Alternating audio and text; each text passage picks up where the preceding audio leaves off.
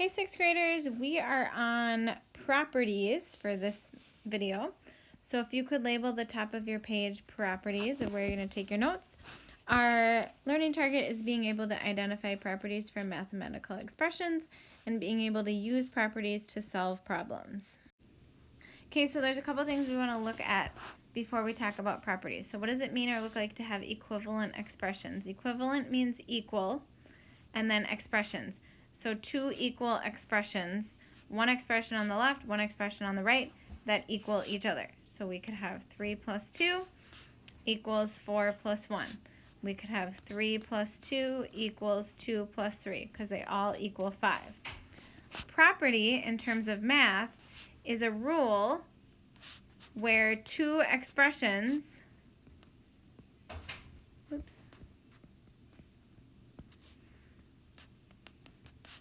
have a certain property or characteristic,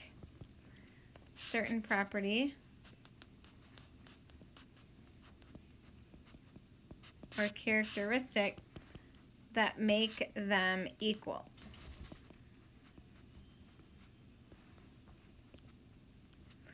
This is an example of a property that we could follow.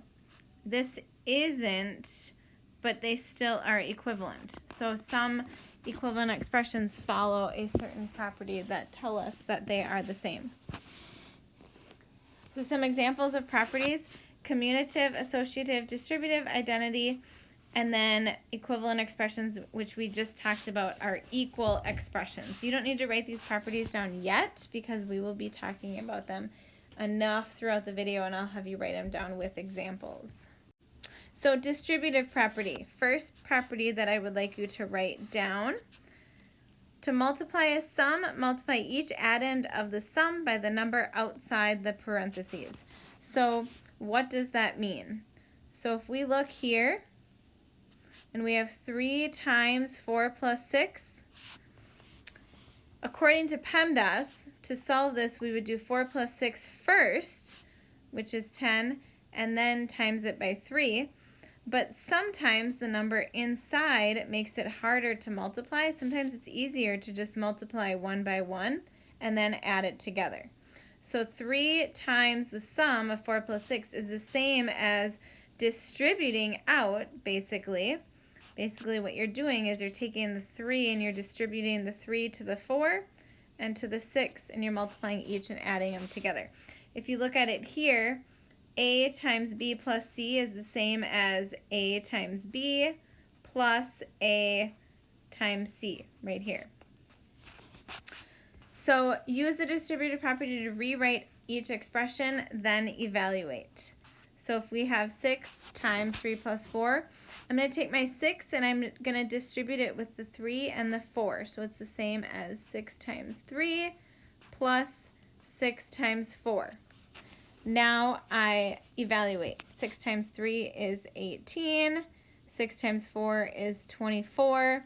And then I know 18 plus 24 is 42. 2 times 2 plus 2 times 5, so I'm going to go backwards. I'm going to take my 2 and basically undistribute it. So 2 is the same as multiplying 2 plus 5. So then we have 2 plus 5 is 7, so it would be 2 times 7, which is 14. And then we have 9 times 5 plus 1. So 9 distributes out to the 5 and the 1, so 9 times 5 plus 9 times 1 is 45, plus 9 is 54. How can using the distributive property help you to be more efficient and more confident in your problem solving? So basically, how would it come in handy for a problem like this? Because on the last side, you were probably thinking, well, I can just add the things in parentheses and multiply and it'd be way easier. Well, let's look at this example. The Tour de France is a cycling race through France that lasts 22 days. If a cyclist averages 90 miles per day, about how far does he travel? So basically, we are doing 90 times 22. 90 times 22, I can do it if I write it out and figure it out, but I can't really do it in my head. So I could break this up. I could break 22 into easier numbers for me to multiply. And instead, I could do 90 times 20 plus 90 times 2. Really, actually, what I was doing first is I did 90 and then I broke up 20 plus 2. Because 20 plus 2 is 22. Subtract or multiply it times 90 would be the same as this. So it's way easier for me to multiply this because 90 times 20, I just do 9 times 2 is 18 and then add my 2 zeros. And then here 90 times 2, well 9 times 2 is 18 and add a 1. Now I have 1,800 plus 180. So 800 plus 180 is 980, so 1,980 total miles. Way easier than trying to do this whole thing. Okay, so here's a few other properties which you do not need to write down yet, but we have commutative property. The order in which two numbers are added or multiplied does not change their sum or product. So basically it does not matter the order. We could do A plus B equals B plus A times B equals B times A. Associative, the way in which three numbers are grouped when they are added or multiplied, also does not change their sum or product. So A plus B plus C is the same as A plus B plus C, and then same with multiplying. And that's because they're commutative, so it doesn't matter the order. And then identity properties, the sum of an addend and 0 is the addend, so we know that if we add 0 to anything, we just stay at that number. And if we multiply 1 to anything, we also stay at that number. So identity means that it stays itself. So this is what I would like you to write down and then write some examples as I go through it. So commutative, write that word down. Remember that order does not matter. So a couple examples of commutative would be 4 plus 10 is the same as 10 plus 4.